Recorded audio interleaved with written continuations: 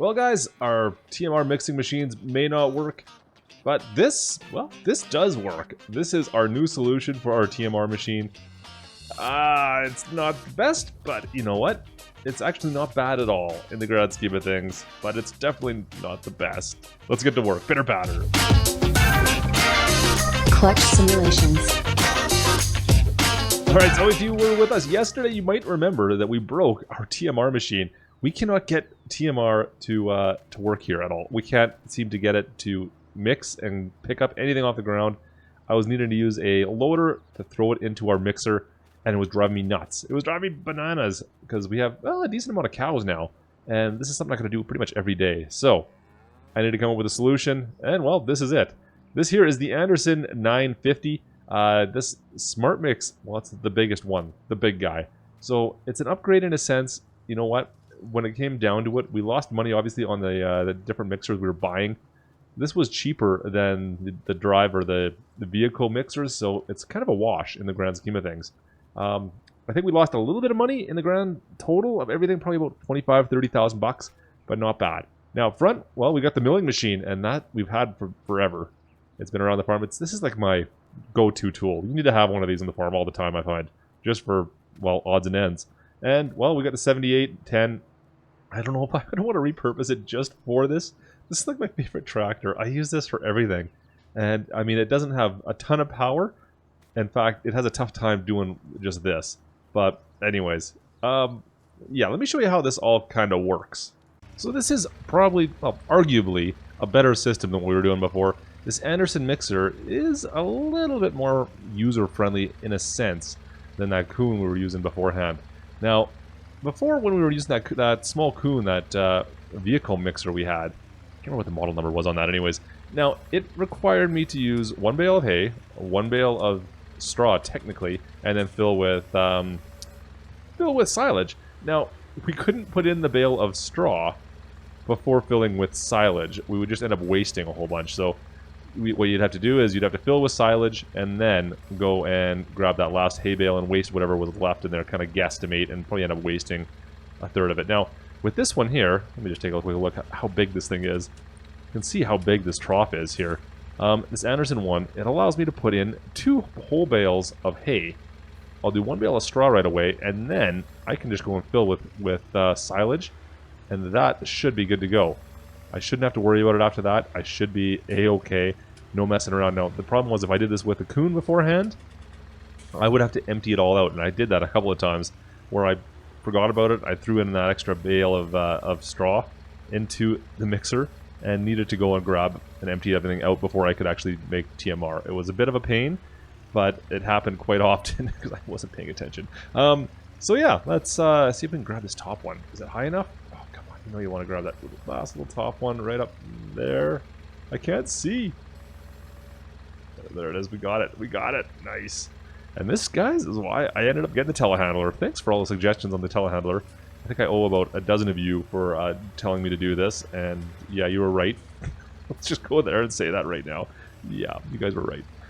So we'll dump this in. Now we have hay and straw ready to go. Come on, get in there. Get in there. There she goes. There she goes. I've been fighting with this thing lately. Okay. Let's go grab the 7810 here. Fire this thing up. I'll bring up our menu so we can see what the heck we're talking about here.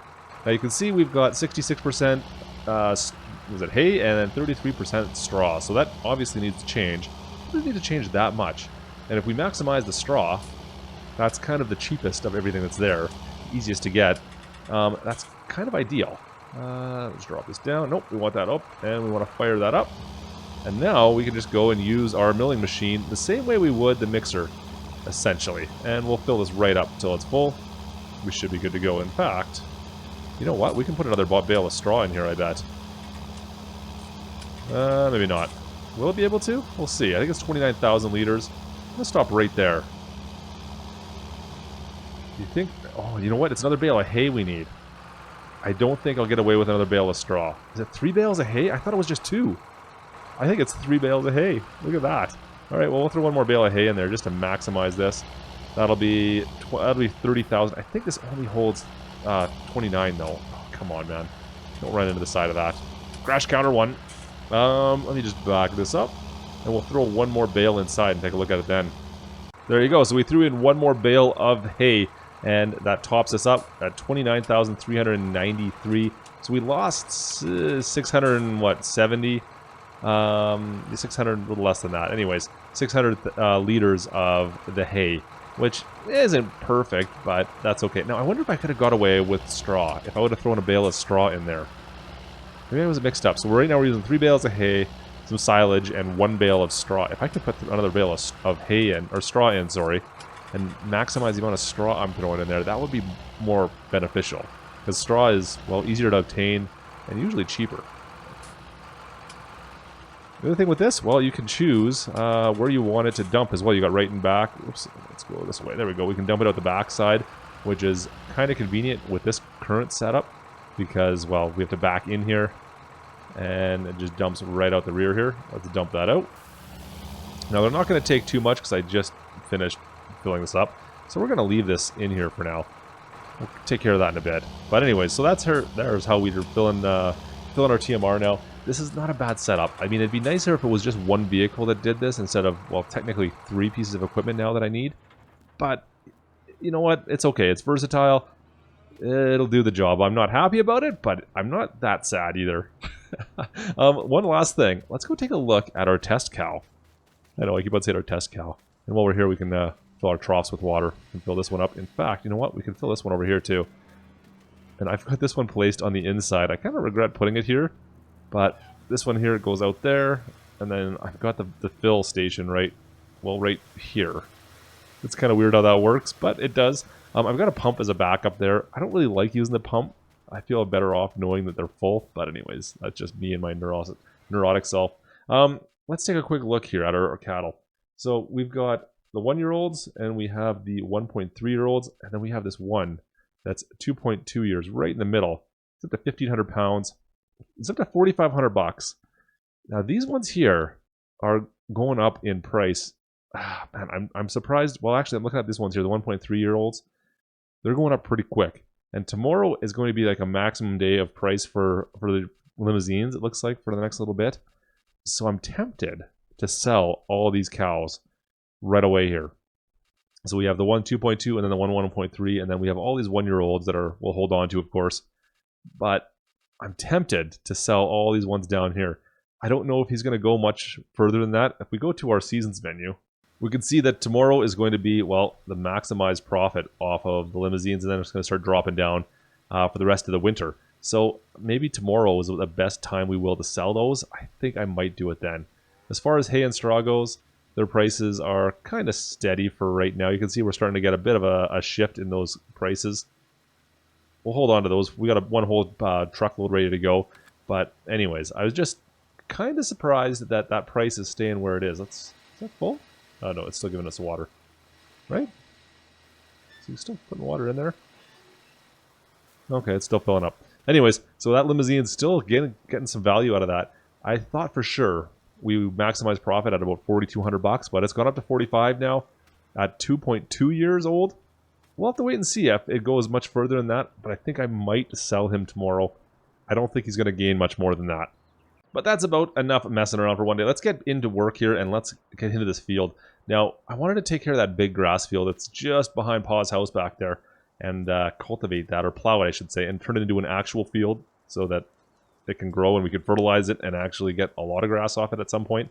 And, well, we can get workers, really. But anyways, so we got this John Deere. It's a 5-part called disc harrower plow. It's a plow, but it's a disc harrower as well. So anyways, it's got the cucumber rollers on the back. Not bad. Not bad. I think this is 12 meters, I believe. And we're going to be doing this with the 8930. It should be able to handle this. Let's go. Let's go. So I'm thinking we'll do a couple rounds of this, get her done. And there's one other thing I want to take care of before the snow flies, and that is, well, maybe we should plant some cover crops on one of our fields and let it grow for the year. There's one field, the main field that we did the oats on this year. I think I'm going to cover that with some oilseed radish for the year and just try to get that to replenish because we don't really need to worry about that one. I think that's the one we're going to let rest for the year. And I should have done this before, but we'll get on that today maybe. Alright, let's drop this down. Give it a little bit of space. It's a good size plow. Let me back this up. I don't like where she's sitting. Come on, get by there. Look at the different colors in green here. Oh, man, of course. Alright, that's about where I want it to be. Drop this down. And go to town. Let's see if I can get this as straight as possible. There we go. Come on, get away from those telephone poles. The straightness is definitely key for this. If we can get this fairly straight, then it'll make life a lot easier for anybody we happen to hire to work in here. So that's kind of one of the keys, for sure. Now, unfortunately, I'm driving an articulating tractor, and straightness on one of those for me is, well, less than desirable, to say the least. Perfect. Actually, you know what? He's handling this pretty good. So this plow actually has a requirement of, I believe it's 400 horsepower. I can't remember what we're running out of this tractor. It's not too much more than that, but it doesn't seem to really notice this plow behind it. Let's see if we can go up this hill, how she handles the hill. Come on, baby. Get up there. Nice. I think it's going to go 11, 10. Come on. Get up there. You know you want it. Come on. You can do this. You know what? It's not as bad as... What tractor were we having? The 7810, I think, when it's pulling the baler up here, is really quite a struggle. Alright. Nice. And then back to full speed again. Actually, that's a pretty big... That's a wide swath. That's not bad at all. Look at that. That looks great down there. So this won't take us too long. This will be a lot quicker than baling, of course. Now, I'm tempted to just negate that little corner because it's such a pain to get in there. Oh, yeah, I forgot about these bumps. These bumps get me every time. Holy smokes. The corner over on that right side there, in behind the barn, it's such a pain to get around that fence line. And it gets really tight when you're trying to get in there and bale. I just think I'm going to avoid that area for the time being. I don't think we need to go all the way in there. We'll just cut straight down to the west, or to the east, I should say, and go straight in front of the house. I think that's probably our best bet. And we'll just ignore that little corner. I don't really need that much. Like, you can see I'm leaving a little bit of space here on the sides as well, just so everyone can kind of turn around if they need to. But like in here, do I need to go all the way in? I think I'd be better off just cutting in this way here and not worrying about that section per se. I'll reconsider, and maybe I'll go in there later, but for now, I'm pretty happy with this. And what I don't want to do is drive on the road and wreck my road here. That's not what I want to do at all. We'll just go straight in, and right up to that telephone pole, and call that our circumference, and then work our way through the middle. Perfect. Let's just pull right on up. Don't go too far. Looks good to me. Lift that up. There we go. There's going to be what our field looks like. Not bad. Not bad at all. Perfect. Let me get back to work. I'll finish off this field. I got one more task to do after this. Like I said, guys, we'll see. I think we're going to be ready for winter. Winter's going to be coming for us, but I think we are more than ready. Last couple passes to go through here. Almost wrapping it up. Now, I do need to plant grass, obviously, in here at some point. Now, I think I can do it right away. There's no reason why I can't. Let's lift that up. Go around. There's no reason why I can't do it right now, and it'll just grow in the spring again. I'm curious to see how that's going to work out, so I think I'm going to try to get it done today before winter hits. I don't know if I'm going to have time or not, because there's one other field I want to get into first. If I can do it, I'll do it, but if I can't, well, I guess I'll wait till the spring.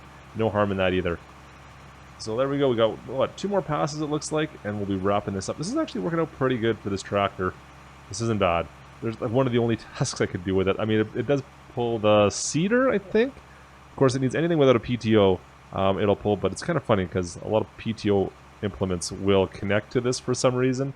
But there's no PTO on this tractor, so I don't know what that's about. Anyways, let's finish this up. A couple more passes, and we got to go grab, what are we going to grab? The 8530, and we're going to grab one of our planters. Cedars, I think. And yeah, we'll be doing some grass. Grass. We got to do oilseed radish. We're going to go take a look over at, well, that field right there. And that's where we're going to be planting some oilseed radish. We'll talk about that in a second. Alright, so I know I said we were going to use the 8530. It's actually right there in the shop. we've already got the, what is it, the 8970 already warmed up. We might as well use it again. I don't see why not. It's totally fine to use that cedar. With that cedar, it'll work. Now, I heard put that cedar away for the winter. And, well, I didn't really plan on bringing it back out. Actually, you know what? Let's leave this here. I'm going to leave this over by this pressure washer. We'll give this plow a scrub a little later on. Let's just leave her right about there. There we go. All right, let's rock and roll. Now, I already put the planter and the cedar away for the year. I wasn't really expecting to use them. I was then just got to thinking a little bit about this, well, this field that we weren't planning on planting again. I was going to give it a year of rest. And why not put oilseed radish in it? That's perfect. Then we'll plow it under, we'll get some nutrients, we'll get some fertilizing done out of it, and, well, Bob's your uncle and we're good to go again. Let's grab this one right here. There she is. We got the DB90. I don't remember what model number this one here is. The DB90 is the one on the right there. 32 row cedar. That's all I know this is.